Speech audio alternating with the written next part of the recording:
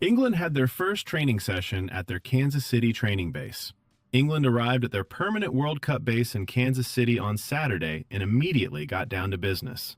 Shortly after dropping their bags off at the inn at Meadowbrook Hotel in Prairie Village, where the team will stay for the duration of their stay in the United States, they made the 20-minute trip to their training center at Swope Soccer Village for their first session since arriving in Missouri.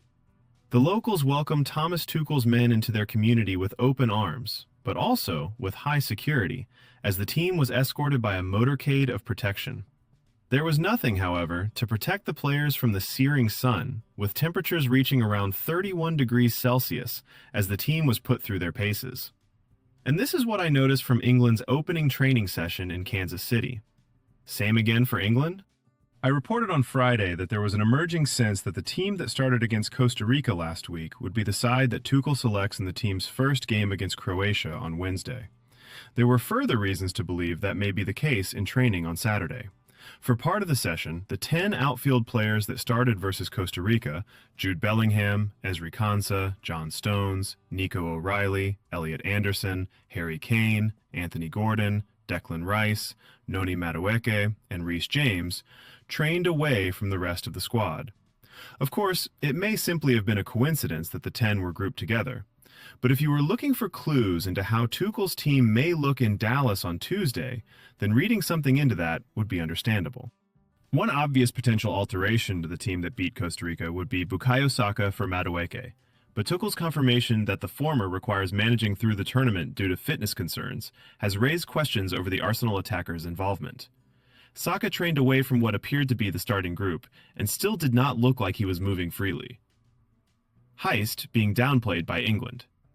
Speaking after the training session, players appeared to be conscious of trying to play down the impact of the theft that saw equipment stolen on Friday.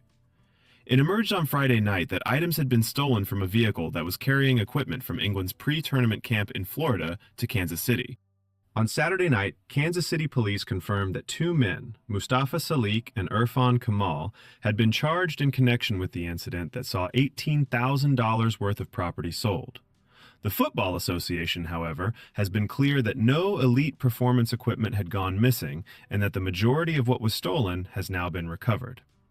It was claimed that the property taken was 4 pairs of football boots, 1 ball, a pair of goalkeeper gloves, and training kit.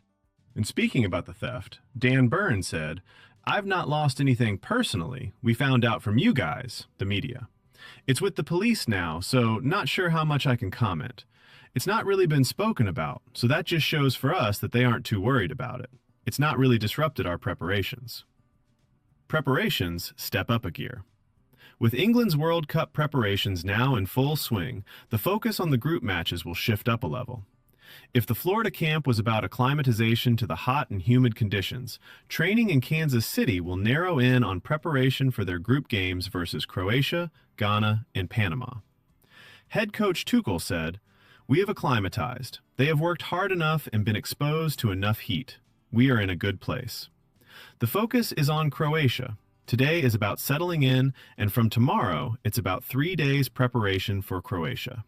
Captain Harry Kane provided similar sentiments, saying, "This is where the business starts. This is going to be our home for the next 6 weeks, hopefully. We look forward to getting started. I thought it was a high-level performance against Costa Rica, and now we prepare for a tough first game. Croatia are a difficult team. They have proved in the last 2 World Cups that they can be one of the best teams in the tournament, and we have to be ready for that."